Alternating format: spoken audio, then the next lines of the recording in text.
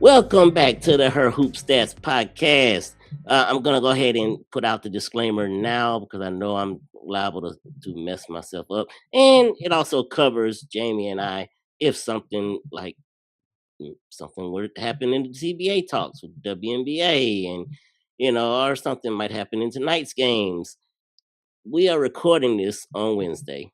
So, yes, you are listening to it on Thursday. We're recording it on Wednesday afternoon. So, if something happens between now and tomorrow, we're not going to know about it. So, you know, we're here with a little bit of a preview episode for some of the bigger games tomorrow. And because I know at some point in my life I was not diagnosed or misdiagnosed with an ism of some kind, and one of those is just being very anal about certain things. I'm gonna start in the ACC. A letter A alphabet ACC. There you go. Yeah, keep it organized. Yeah. We have the NC State Wolfpack heading into Cameron Indoor Stadium to take on the Duke Blue Devils. Number 9 Blue Devils. Hey, Duke Blue Devils that are on a, I believe my Mississippi math is correct, a 16 game winning streak. I think that sounds That's correct. yeah, that sounds right to me. I'd have to take more time than that to check the math, but Yeah, I think it's accurate at least to say on an absolute tear. yeah, well, yes. Well, you know what? And it is 16 because I know this because we've talked about on the Her Hoop Stats podcast how they started out the season 3-6 and they are 19-6 now. So, Mhm. yeah, Mississippi math. Look at me. All right. But I.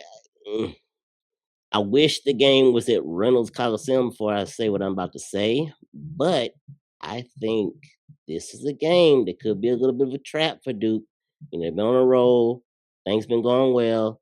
NC State is one of those teams that's going to come in and muck it up just like Duke does. It's going to be a real defensive battle. I mean, I'm looking at the stats of how well they do on the defensive end, both teams. I mean, Mhm. this could be an ugly game, but one that NC State could come in and win. What are your thoughts on this matchup? Yeah, I mean, I think it definitely is a game that should be a good one. I don't think that this is a poorly matched game in really any facet. I think that you have versatile players on the interior on both sides. You've got guards that are able to really distribute. I think that there's a lot of potential, kind of as you said, for NC State to come in and play spoiler. And I think that the other thing for Duke is that two of your last three games have been against top tier opponents. When you go up against Louisville and North Carolina in quick succession, you take care of business against both of them. They're both close, obviously, but you get both of those wins. The confidence is really important, but there definitely is the tendency to fall into too much of a rhythm, which sounds crazy to say, but I think that NC State continues to be a really underrated team. I don't think that Duke is overlooking them by any means. Like that's I think the last thing that a Carol Lawson coach team would do is overlook a team that is that solid, especially when they are, as I said, underrated. I think that this is a program that understands actual quality of teams as opposed to, national rankings and things like that. But I just think that the fact that you have a team in NC State that just doesn't turn the ball over is really big. They're really really good at taking care of the basketball. They're able to distribute the ball fairly well, but they can score off the dribble too. I just don't think there's any one thing that you can point at and say, well, if you take this out of the equation, that's what is your key to success. They're just so balanced. And so obviously Duke is a team that at their best is much the same in that capacity. But I just wonder again about the depth for Duke, and the ability to bring players in if someone is maybe not producing as much as they need in any given game. And I feel like NC State just has the kind of players coming in off the bench that are used to getting a little bit more run, and can make really that big difference on the road. So I'm very curious to see how this goes. Like when you have two teams that match up and have such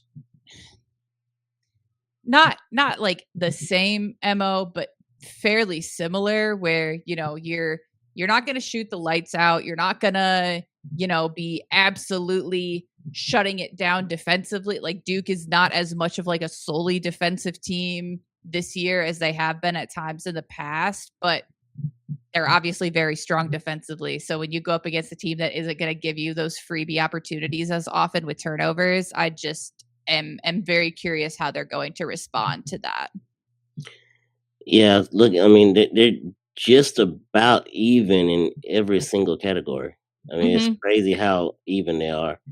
Um, but I just think that when it comes down to it, it's going to be two coaches that have two really good game plans, and NC State has not lost back to back games at any point this season, Mhm. and I don't see Westmore wanting that to happen, you know, tomorrow Yeah. night. So I just think this it's gonna be a great matchup, one that I can't wait to be tuned in to. Well, you'll find out why I won't be tuned into it live in a minute, but um, yeah, I just Camille Pierre on a tear right now. Averaging a Mhm. double double, 16 points, 12 rebounds. Uh, That's really one of the big things is I'm not entirely sure who exactly matches up with her consistently for Duke. Like yes, obviously there's plenty of players who can defend her, but over the course of 40 minutes to do so and without fouling frequently, that's where I'm like, okay, I'm not really sure who takes that responsibility. mm, yeah, that's gonna be one of the many questions we'll have going into this game. Yeah, looking forward to that matchup. As I'm moving along in my notes, like I started off with the A's, let's go to the B's. Big Mhm. Ten. We're going out to the West Coast. Washington coming into UCLA. Another game that could be I have enjoyed watching Washington every time I've seen them play this Mhm. year. I think they're very, very impressive. They have a lot of good things going for them, and UCLA's been kind of rolling. Mhm. They're number two in the nation. They've only had one loss on the season. Uh, I think this could be another one of those trap games. Like we said in the previous matchup. This I'm just looking at the stats here. What are your thoughts on the both of this? I mean, I do think that again, Washington's a team that flies a little bit under the radar. When you have 7 losses, I think that people have a certain perception of a team at that point. But they're 36th in our Her Hoop stats ratings. Like they're a very solid team. They've been competitive on a consistent basis, and they're another one that has pretty solid balance. Like you have Avery Howell, you have Savvy Sellers, you have Ellie Dean all averaging double digit scoring over the course of the season. And that is obviously something that is difficult to defend. Now, if anyone can defend it, it's UCLA. I think that those kind of coastal rivalries always tend to be a little bit crazy. It's really tough to predict them. I think that Washington will more than likely perform better than a lot of people expect. I don't know that they have the juice to get the win, especially on the road for UCLA. I think that UCLA just has so much in the tank. They have so much working for them. And I mean, I talk about this obviously all the time, but like just the post play is so impressive and so important. I don't think that Bryn McGoy is quite to the point where she can be a reasonable stopper of Lauren Betts. I don't think that Yulia Grabowskaya has really shown that she's got the ability to do that again over the course of 40 minutes. And as I've noted several times talking about UCLA this year, what they've done that's just been so impressive is they've kind of honed their usage of Lauren Betts to a science where they are not overly reliant, but they certainly use her as needed and as makes sense. And I think that this matchup in particular is one where they're really going to have a strong emphasis on running things through Lauren Betts, whether that be giving her the ball and letting her go to work, or getting kind of a hub where you can pass her the ball, she can get it back out to you, you can run things off of her, and then she can also find her shot. I think that just the balance is going to be really difficult for Washington to contend with. But there's a lot of things that Washington can do in this game that don't end up with a win, but end up with coming out of it feeling pretty good about what you can put together in the last couple games of the regular season and going into the postseason. One of two matchups in the SEC that I wanted to go over with you is the one that's going to happen in Athens, Georgia, where Mhm. Oklahoma's coming into town. Georgia, I another team that is really enjoyable to watch. They're coming off a huge win against Mhm. Vanderbilt, and after Vanderbilt, took the nation by storm, and was so successful there. Georgia comes in, they go into Georgia and they take care of the Commodores.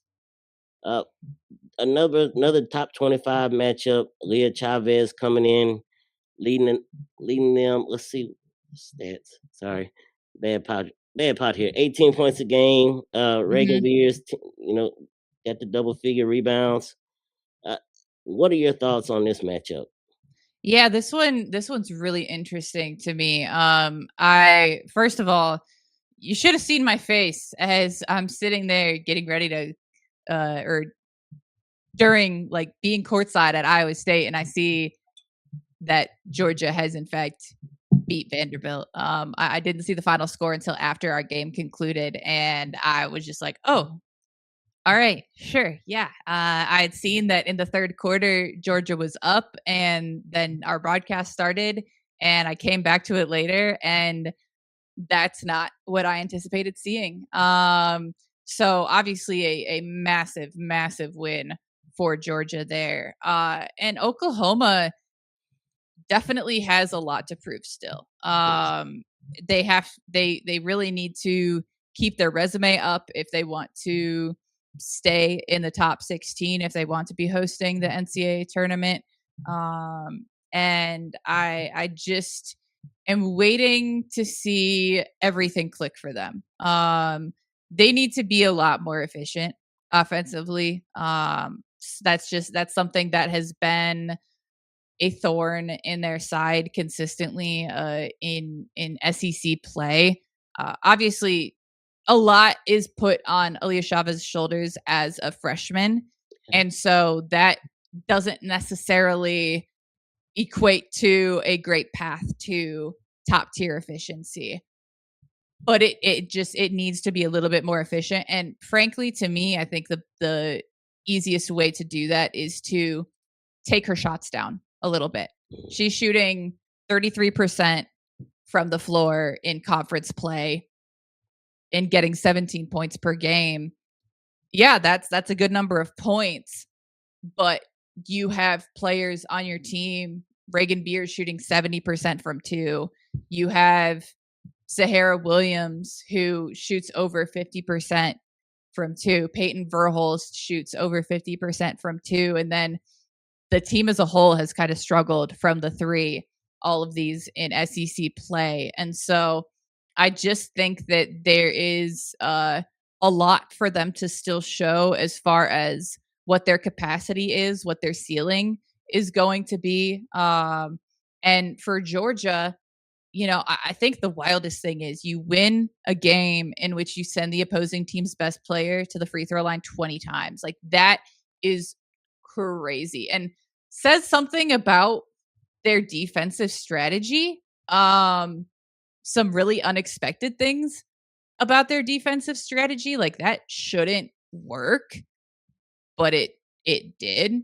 They're aggressive enough where they were able to capitalize on it. enough and make life difficult for Vanderbilt, I don't think they're going to be able to do that against Oklahoma. And so it's about finding the defense, finding some consistency there. You can't send Aaliyah Chavez to the line 20 times. I don't think that's going to work for you twice in a row. And Danny Carnegie has been unbelievable in conference play. She's averaging over 20 points in SEC play again, up a couple points on the season average. But it's about continuing to find those secondary producers. And to beat Vanderbilt, it was Mia Woolfolk going 8 of 10 from the floor and scoring 19 points. To beat Oklahoma, you're going to have more of that, whether that's from Mia Woolfolk, whether it's, even Trinity Turner didn't get a bunch of shots against Vanderbilt. She certainly can. They've got players that come in off the bench that are extremely capable. You've got Thor Kauf that took 10 shots, didn't shoot a high percentage against Vanderbilt, but has had really solid games. And so just finding that secondary producer outside of Danny Carnegie. Yeah, I think, like you just said, for Georgia, it's going to be about controlling having a one and done mentality, Mhm. get the rebounds, and don't let the Sooners have multiple opportunities. And like you said, getting that secondary score outside of Carnegie, that's what's going to be key for them. As far as with Oklahoma, it's what I've heard you guys say over and over again on the podcast. They got to find a way to consistently play to and through Reagan Beers. Mhm. I mean, you said it with Leah Chavez maybe cutting down on on her shot selection, or her multiple, cutting down on her shots. Period. That that comes with giving the ball to Beers more. Right. Yeah, and having the opportunity to get it to her. Like that's the thing is that when you're the point guard, if no one else is open, if you can't get the ball to someone else, then the burden to create a shot is on you. And so naturally, there's going to be times where point guards end up having to take tough shots or having to increase their output. But what I've seen across the country this year is a really, really impressive step in using post players and more of like I hate to say this because I don't even watch the NBA like that, but Yeah. what I think is kind of the NBA style based on the limited times I've watched Jokic play. Like having the post player as the hub where you can pass it into her, you can cut off of her, she can, pass off of a screen, you can use the ball screen, and it just makes things so, so difficult. And I feel like of all the people that are capable of doing that, Reagan Beers is a prime candidate to be used a lot more as the hub for the offense. And so just that would bring a lot more balance and I think really help them get to the level that they're capable of being at, especially on the offensive end. And the other SEC matchup, top 25 matchup on the evening, will actually be the one I will be in attendance for, which is, the main reason that we are recording when we are recording.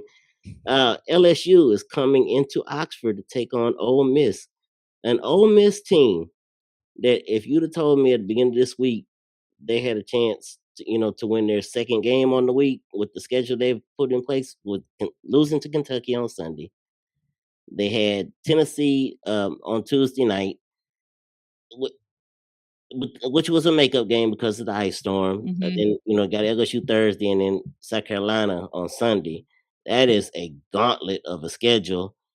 But Ole Miss comes out and may have had their best performance of the year against Tennessee.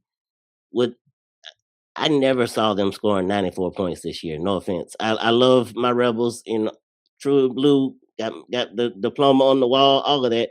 Never saw 94 points coming from them. And they took Tennessee by the horns last night and just completely controlled the game. And then you have LSU coming in after their loss to South Carolina this past weekend on Valentine's Day. What do you see as far as the keys in this matchup? Yeah, I mean, first of all, let me tell you, sitting in a 3-hour long online class on one monitor while having the Ole Miss Tennessee game on the second monitor was an experience. I felt like every time my attention was taken by, the class that I should probably be paying attention to, I would turn and Ole Miss had scored another 10 points. And I'm like, that isn't how that usually happens. Mhm.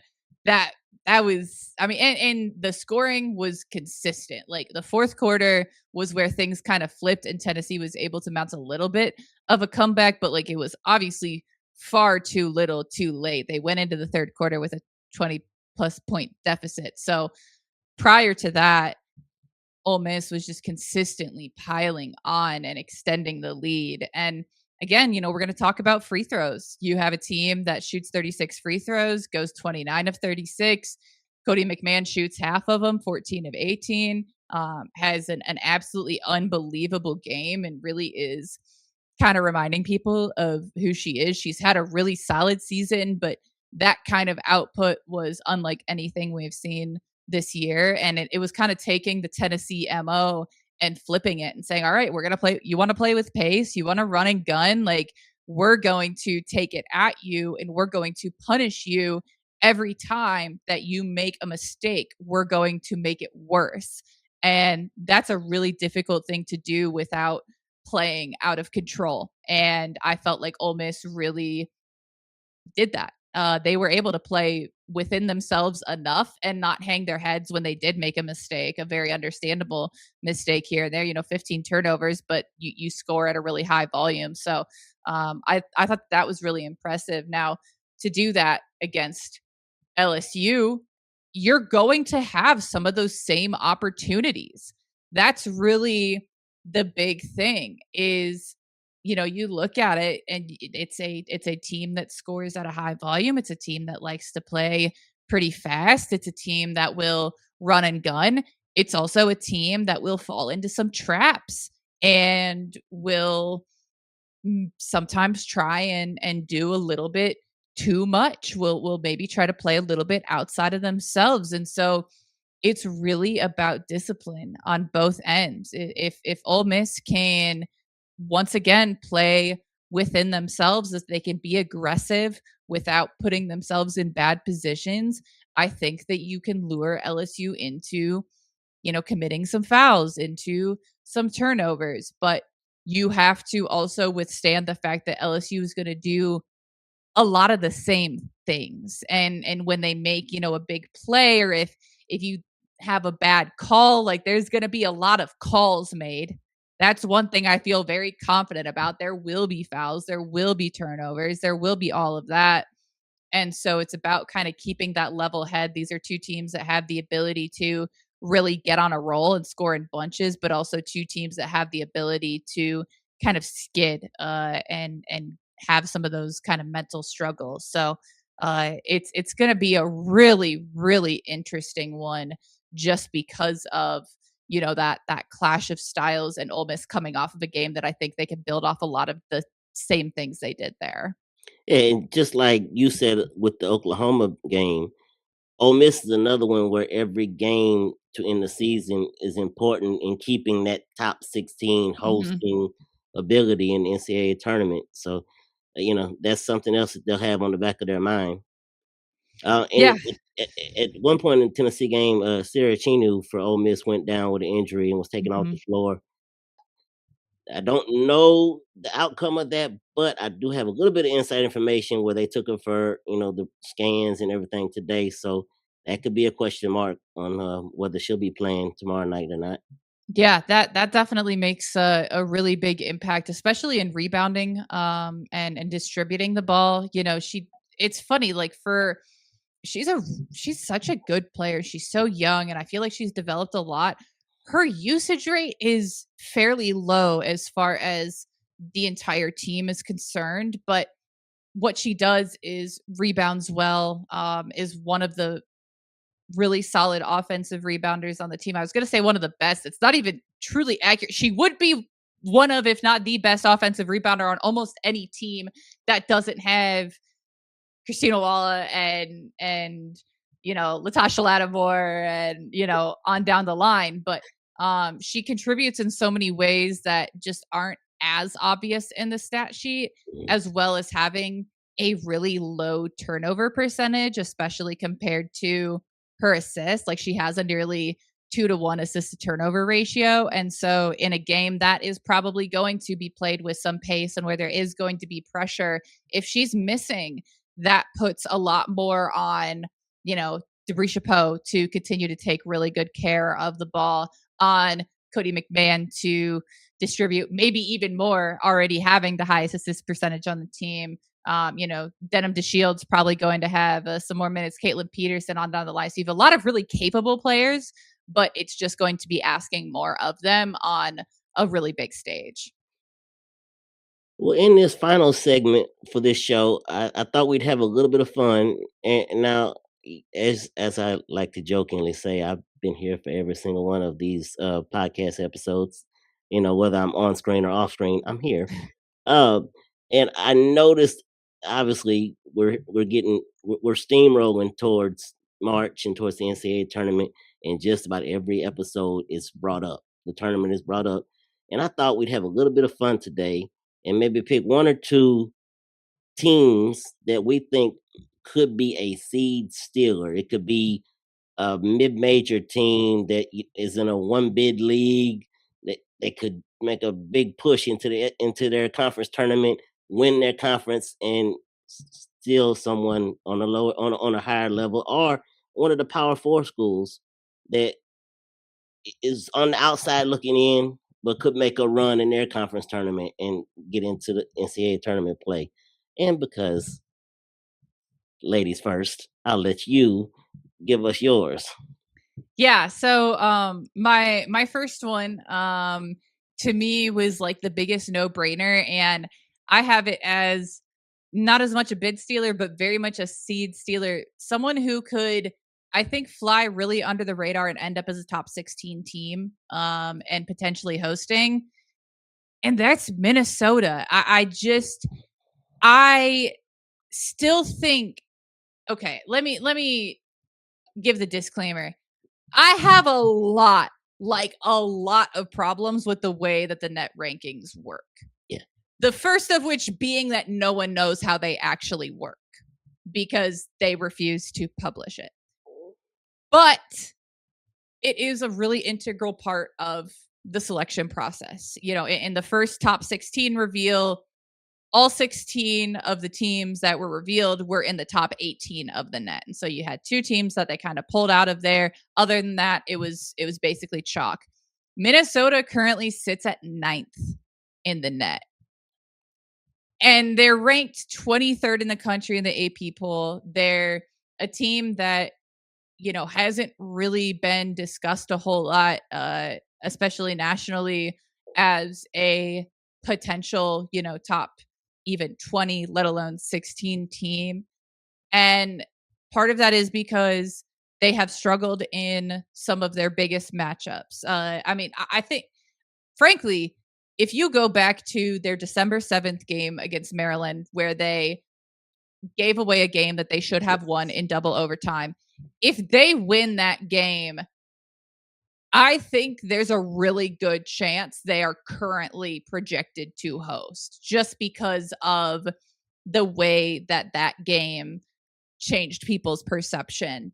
And it was just kind of a comedy of errors. That's a tough break.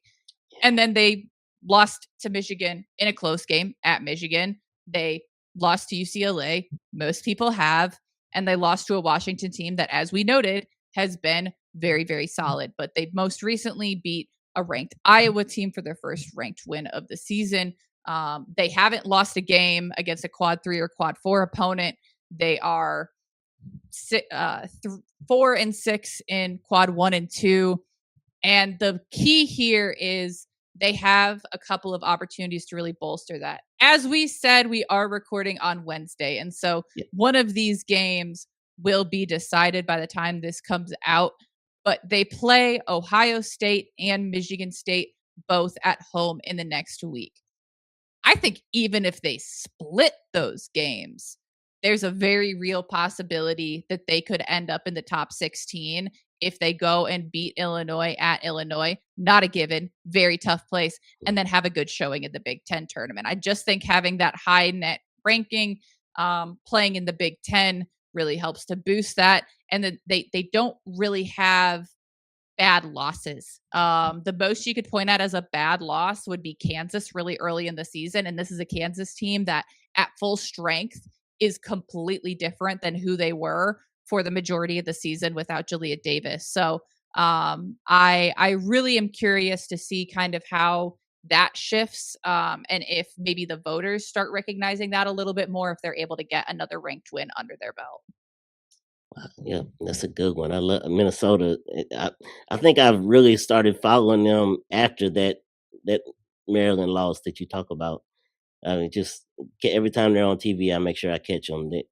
And they show me something different every single time. They're very. They certainly do, and, you talk about a complete team. They have post players, they have guards, they have the ability to fill it up from Hmm. outside on any given game, and they really vary their approaches depending on the opponent, and I think that's why they've been able to really take care of business against the teams that they should beat, and then potentially swing a little bit above their weight class. Like, I felt like going to an Iowa team that was desperate for a win and was denied it when they finally got to go back home. I thought that was a really, really impressive win.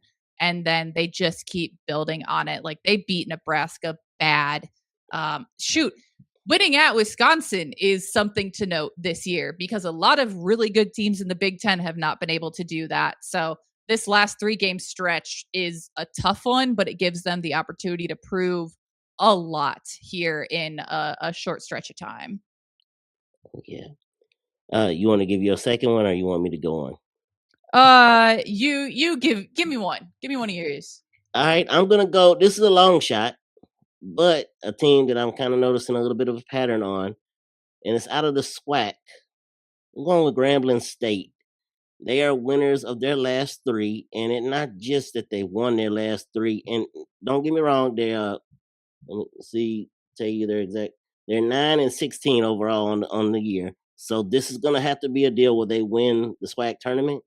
Mhm. But their last 3 wins, they have put some of the best offensive output that they've had all year long. That's one of the things that Courtney Simmons' team has really struggled with. They defend you all 40 minutes. I mean, they're up and down, and it's very hard to score on them. Their problem has been they haven't found a way to put it in the basket, but that trend is changing. The last 3 games, they've scored 80, 73, 67. I mean, just something that seems to really be building Mhm. right in time for maybe their biggest game on the conference season when they play Southern, who is leading the SWAC right now. They play them. No, excuse me, they're not leading the SWAC, but they're one of the top teams in the SWAC. They play Southern in Baton Rouge on Saturday, so that's going to be a really a test to see if my theory is correct, to see how they play in that game. But I do believe, from what I've seen from them, that they could be a team that could get into the SWAC tournament and just make a run, and they could be, playing in March just off of that. Uh, Yeah. Unfortunately for them, it probably means they'll be playing UConn in the first round if they get there, but they will be there, and the Yeah. chances will be had. Yeah. No, that's a good I love me some swag basketball. Like I Mhm. don't follow it as much in season as I really would like to, but obviously I see Southern every year and every time I'm like, dang, like you want to talk about a well-coached team that develops over the course of a Yes. season, like you won't find anything better. And so it's always fun, especially once we get into like conference tournament and NCAA tournament, like that is a team that I will always be tuned into, is if it's Southern. Otherwise, whoever's coming out of the SWAC, I really enjoy following them. I'll give my second kind of pick here, and that is a going to be Columbia. Ooh, yes. Princeton has put together a resume where it's gonna take a lot to keep them out of the NCAA tournament. And by that I mean like losing another game or two in league play to teams that they are in almost every case vastly better than. Harvard's pretty solid, but Yale, Dartmouth, Brown, like Princeton should be able to beat them, and it shouldn't really be a question. But they have lost to Columbia both times they have met this season. And as we've seen in recent years, the Ivy League is really the last team you want to see in the postseason for a lot of reasons. They're obviously extremely well coached. They're versatile. Their systems are really difficult to play against if you are not used to seeing teams like that, which most teams are not. It is a very unique style. Even teams that run a Princeton style offense in power conferences, there are such significant modifications to it just because your personnel is really different. And so it's really difficult to plan for them.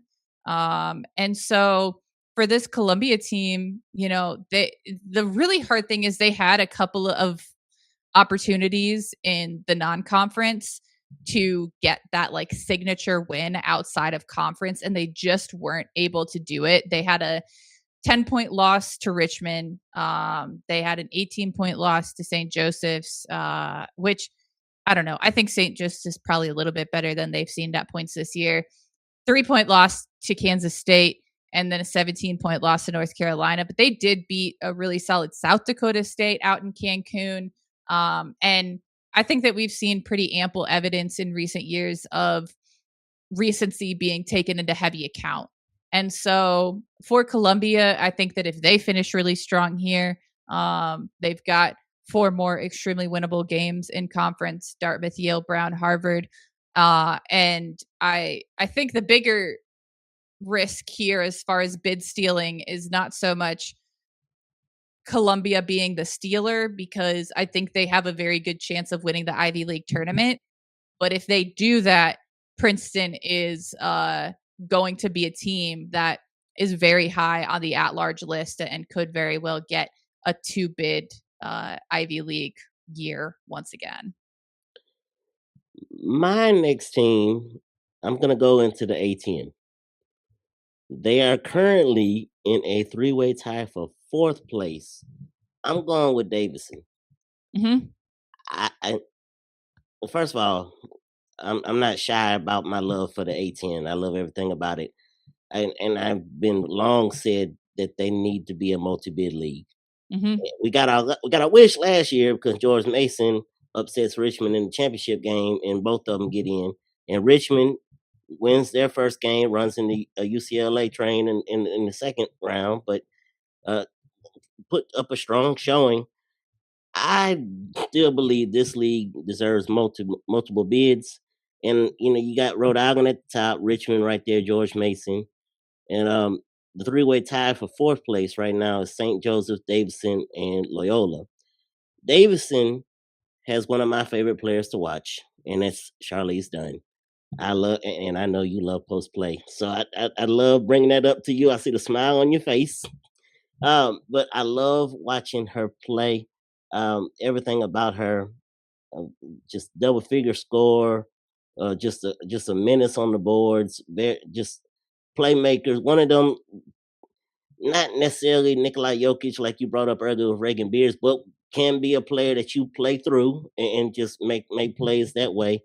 And one of the players that she throws it to is a sniper from outside, Katie Donovan, shooting Hmm. I think 47% from three on the year. I mean, just lights out. And just some when you can spread the floor like they can and make plays happen. Davidson is a team that can really cause a problem, and Coach Gail Folks has really got something seemingly rolling here at the end of the season there. So they're my team that I think could possibly make a run in the A10 tournament, and we might see them playing in March.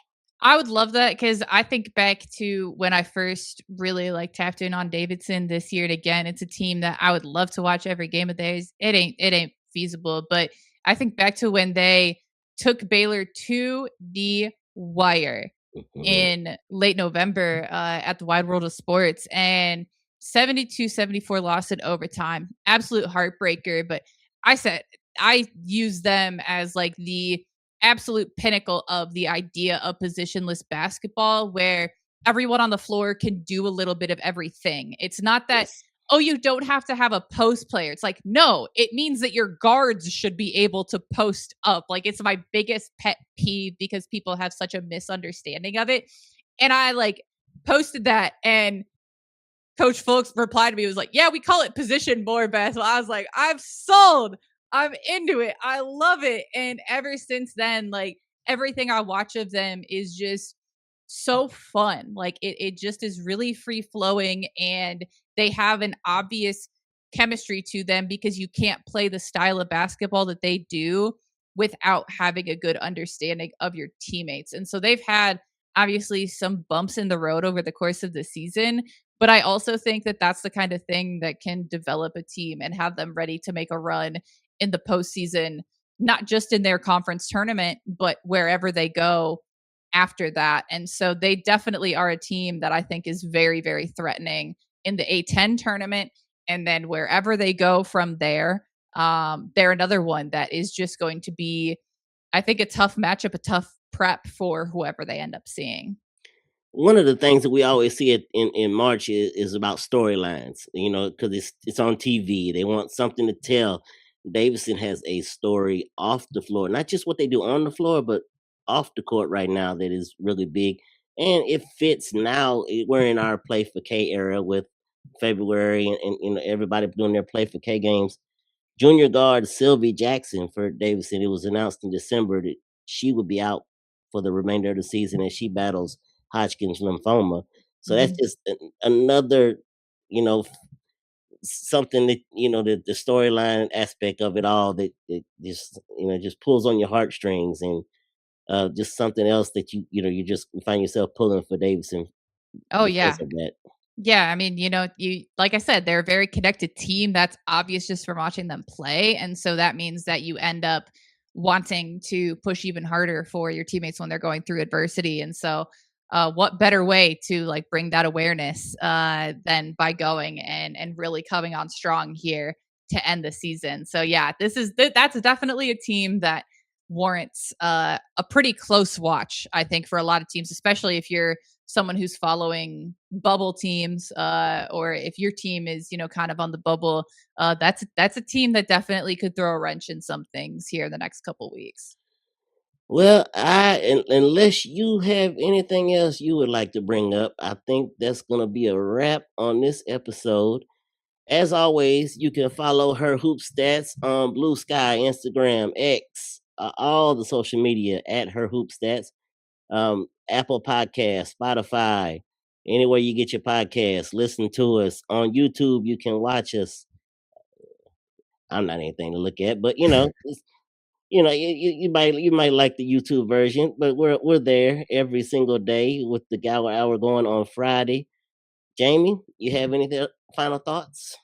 No, I hope that anything that we brought up for today doesn't age poorly after games tonight, and if it does, I'm sure that no one will have anything to say about it. Well, if they do, they can blame the producer. But the producer needs a break too. He's here every single day, and he finally gets a chance to leave his house You and earned go it. to and I'm gonna be at the Ole Miss LSU game. I'm gonna be right there in the thick of things. I'll be Maybe sit. waving at you. Hey, maybe I'll be sitting next to Stephen A. Smith. And who Oh, knows? that would be a break. But yes, thank you all for listening. As always, we are here Monday through Thursday with the Gower Hour going on Friday. Um, and that's gonna be a wrap for us. Thank you.